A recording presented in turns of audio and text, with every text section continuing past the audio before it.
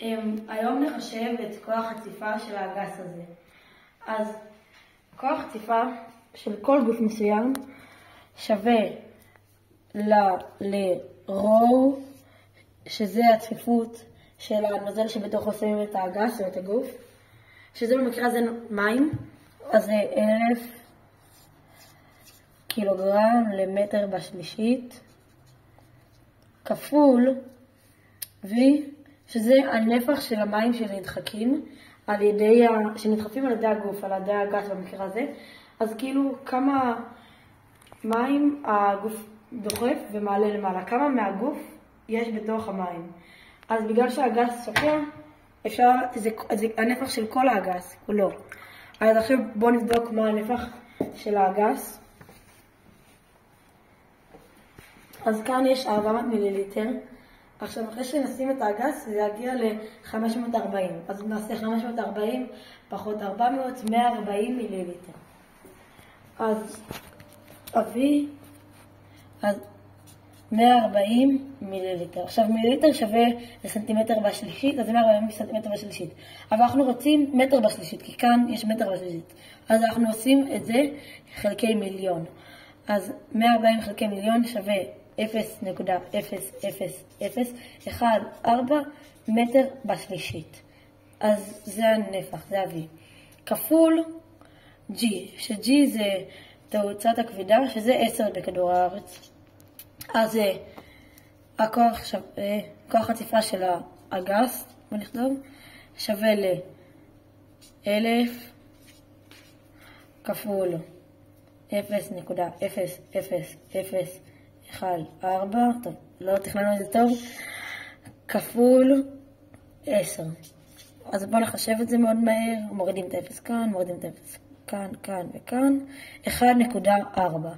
שווה 1.4 ניוטון. אוקיי, אז כוח החציפה של האגס הזה הוא 1.4 ניוטון.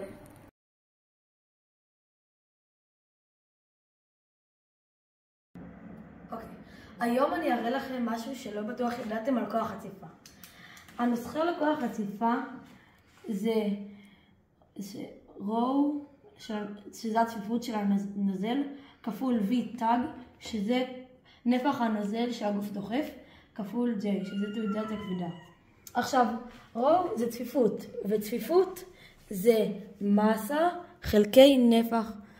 אוקיי, וכפול מסה חלקי נפח, כפול נפח, שווה מסה. אז בעצם החלק הזה כאן הוא המסה של הנוזל שהגוף דוחף.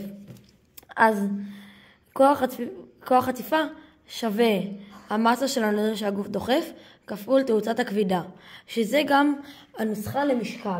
אז בעצם כוח הכבידה שווה למשקל של הנוזל שהגוף דוחף.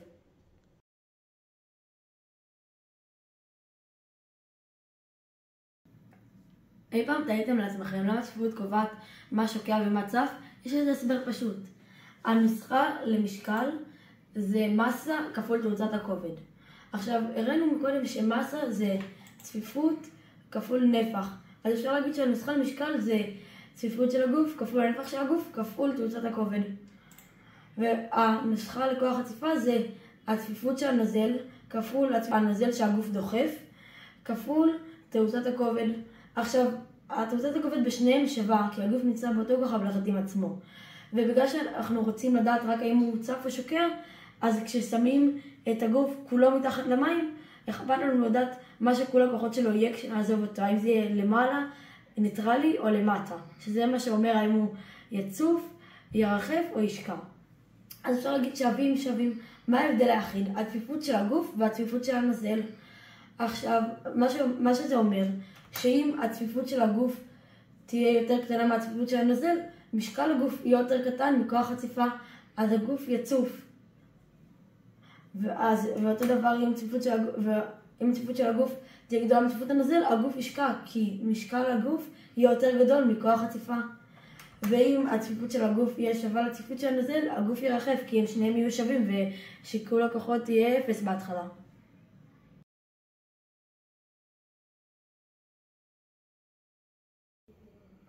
בואו נראה כמה דברים שקשורים לציפה ושקיעה.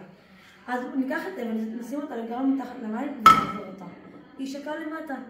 עכשיו, למה זה קרה? כי הצפיפות שלה יותר גדולה מהצפיפות של המים, וגם הכוח המשקל שלה יותר גדול מכוח הציפה שיש עליה. למה היא יצרה ולא שקעה ושקעה ושקעה? כי הכוח הנורמלי עצר אותה והפך את שיקול הכוחות לאפס.